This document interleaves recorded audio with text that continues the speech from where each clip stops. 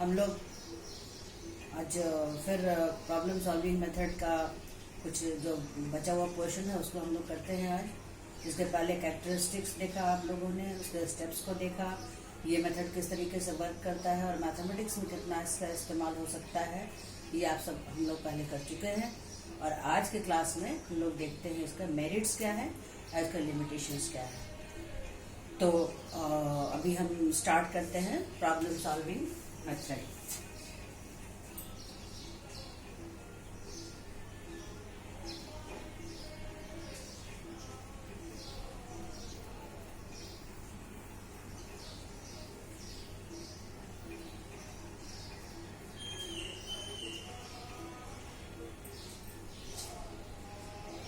So here is its merits. Merits में पहला जो है वो ये है कि ये एक साइकोलॉजिकल मेथड है। इसका बेसिस जो है वो साइकोलॉजी है और हम लोग जो जैसे हम लोग इस्तेमाल करते हैं आज के चाइल्ड सेंटर्ड एजुकेशन में, तो साइकोलॉजिकल मेथड है ये। और दूसरा ये साइंटिफिक मेथड है, बहुत सिस्टमेटिक है। आपने इसके स्टेप्स को देखा और इसलिए हम कह सकते हैं कि this is a psychological base. It has a psychological base.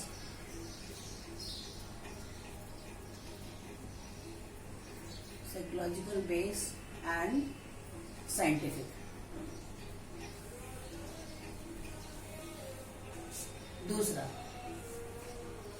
दूसरा ये है कि it helps the students to establish relationship between different variables of a thing.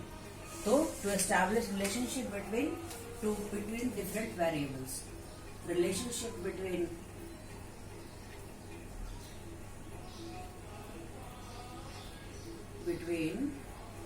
variables, ये दूसरा इसका मेरिट हो गया। जैसे कि हम लोग इसमें करते हैं स्टेप्स को आप लोगों ने देखा है कि हम लोग जैसे इसमें देखते हैं कि जो दिया हुआ डेटा क्या है, व्हाट टू फाइंड आउट। फिर हम लोग जो है एक रिलेशनशिप बच्चों को बोलते निकालने के लिए किस तरीके से आप जो है so what to find out तक आप पहुंच पाएंगे, तो बच्चे उसको ढूंढ के निकालते हैं। तो इस डिफरेंट वेरिएबल्स के बीच वो एक रिलेशनशिप बनाना सीखते हैं इससे। नेक्स्ट है it develops in students the desirable habits of self study and doing the work independently. तो तीसरा जो हम देख रहे हैं वो है कि self study, habit of self study,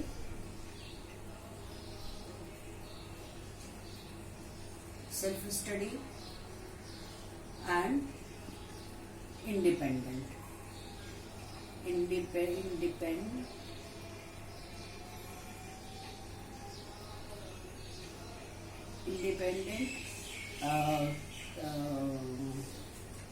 work. तो बच्चे इस तरीके से जो है इसमें खुद पे डिपेंडेंट होना सीखते हैं, सेल्फ स्टडी भी करते हैं और साथ में जो है सो इंडिपेंडेंटली काम करना भी सीखते हैं। ये लाइफ के लिए, this is a life skill और लाइफ के लिए बहुत जरूरी है। तो इससे उनका सेल्फ कॉन्फिडेंस उनका हाई होता है। चौथा, it helps to improve and apply knowledge and experience. ये आप देख रहे हैं कि जो है नॉलेज मिलता है उसको ये इम्प्रूव भी करता है और इसके साथ साथ जो है सो उसको डिफरेंट सिचुएशन में, एक अलग सिचुएशन उसको अप्लाई करने के लिए भी ये मेथड सिखाता है और साथ में इसका अनुभव भी देता है। तो चौथा हमारा क्या है? चौथा है कि वो to improve knowledge, to improve and apply knowledge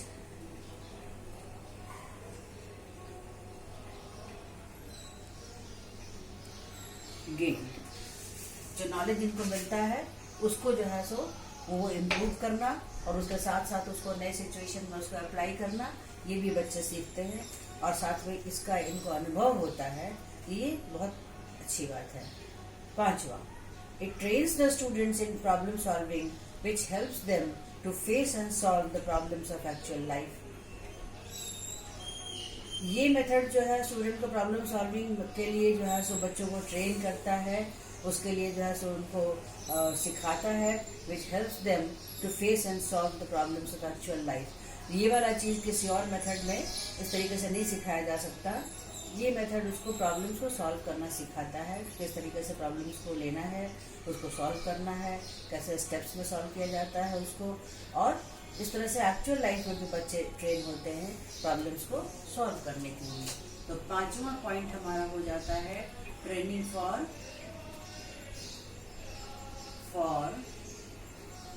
problem solving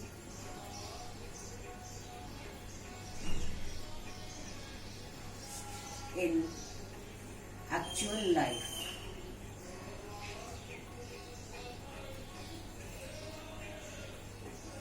Next, it makes the student self-reliant as it is the method of learning by self-efforts. फिर वही बात एक बार आती है, हम देख रहे हैं यहाँ पर कि वो खुद के प्रयास से वो प्रॉब्लम्स को सॉल्व करना सीखता है। टीचर का गाइडेंस जरूर होता है, लेकिन बच्चे वहाँ पे अपने प्रयास से सीखते हैं और वो कोशिश करते हैं, टीचर उनको हेल्प करता है, लेकिन वो कोशिश करते हैं कि वो चीज़ों के वेरिएबल्स को देखें, वेरिएबल्स के बीच में रिलेशनशिप देखें और वो किस फॉर्मूला को इस्तेमाल कर पाएंगे सॉल्व करने के लिए। तो इन चीज़ों को करने की वजह से बच्चे जो है सो खुद से करना सीखते हैं और ये उनके लिए उनके आत्मविश्वास को बहुत आगे लेके जाता है और बच्चों में कॉन्फिडेंस आता है कि वो खुद से प्रॉब्लम्स को सॉल्व कर सकते हैं। ये सेल्फ रिलायंस को जो है बढ़ावा देता है, improves self reliance. 7th, this method involves reflective thinking, so it stimulates thinking, reasoning, imagination, critical decisions in the students. ये बहुत बड़ी बात है कि इस मेथड के थ्रू जो है बच्चों में हम इन चीज़ों को इनकलकेट कर पाते हैं। ये मेथड उनको उनके अंदर जो है कि स्टिमुलेट्स थिंकिंग। आप देख रहे हैं कि बच्चे खुद से सोचना शुरू करते हैं और सोचते हैं कि क्या करना चाहिए, फिर रीजनिंग आती है, लॉजिकल थिंकिंग आती है, इमेजिनेशन आता है, वो सोचते हैं, कल्पना करते हैं कि कौन सा मेथड लगाने से, कौन सा फॉर्मूला लगाने से यहाँ पे उनका प्रॉब्लम सॉल्व होने जा रहा है। और इस तरीके से वो क्रिटिकल डिसीजन लेने की कोशिश करते हैं कि यहाँ पे कौन सा सुटेबल होगा। हाइपोथेसिस बनाते हैं, फिर वो उसको यूज करते हैं। वहाँ को हाइपोथेसिस अगर वो उनका सक्सेसफुल हो जाता है तो वो लॉ बनता है। तो इन चीज़ों को वहाँ पर क्रिटिकल डिसीजन लेना पड़ता है कि कौन सा ऑप्शन हमारा सही होगा। तो इस तरीके से बच्चे जो हैं सो इस मेथड के थ्रू उनमें रिफ्लेक्टिव थिंकिंग डेवलप करता है। सो लाइफ के लिए जो स्किल्स हैं वो सारा कुछ इसमें जो है सो इस मेथड के थ्रू डेवलप करता है बच्चों के अंदर। सो develops involves reflective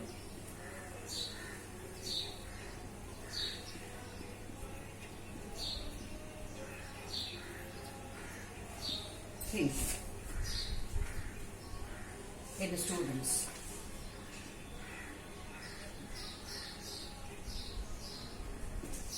Good. Next है, it helps to develop the power of expression of the student.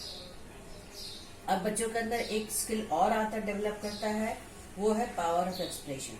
खुद को एक्सप्रेस कर पाना, सोच पा सकते हैं, इमेजिन कर पा सकते हैं, लेकिन कई बार एक्सप्रेस नहीं करने की वजह से बच्चे जो है सो अपनी बातों को रख नहीं पाते हैं। इस मेथड के थ्रू जो है सो critical thinking, imagination and so on, so many critical decisions, इन सब प्रोसेस के थ्रू बच्चे खुद को एक्सप्रेस कर पाते हैं। उनकी थिंकिंग क्या है, उनको क्या करना चाहिए, कैसे होगा, इन बातों को वो डिस्कस करते हैं टीचर के साथ अपने कोर ग्रुप में। तो इस तरीके से उनका पावर ऑफ एक्सप्रेशन उनके अंदर डेवलप होता है। ये भी एक बहुत बड़ा स्किल है लाइफ के लिए। सो ये डेवलप्स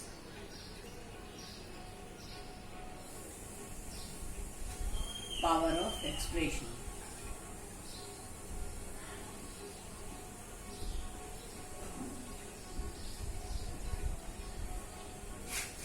नेक्स्ट, आई थिंक ये सारी चीजें आपको समझ में आ रही हैं, और अगर समझ में नहीं आ रही है तो इसको हम बाद में फिर भी डिस्कस कर सकते हैं। अगर आप इसको चाहेंगे तो दोबारा भी डिस्कस कर सकते हैं। Number 9, it enforces the students to recognize and face the problem properly Thus, it motivates them to think and act to overcome the problematic situation.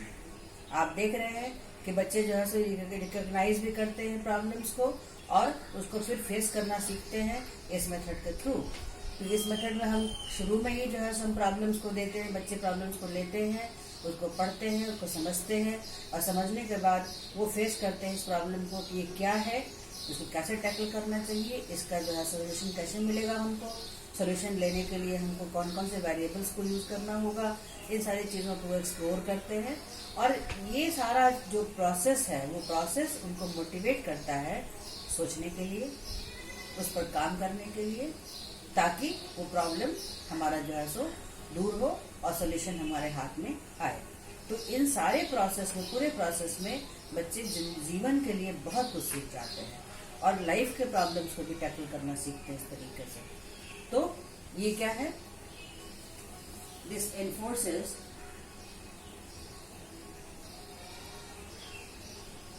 The child to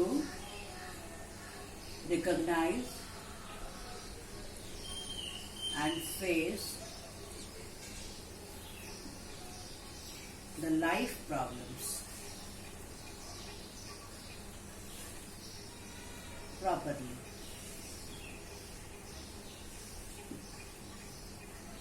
Okay, understood? So next है, हम लोग next जो है next class में फिर से discuss करते हैं 10th पॉइंट को।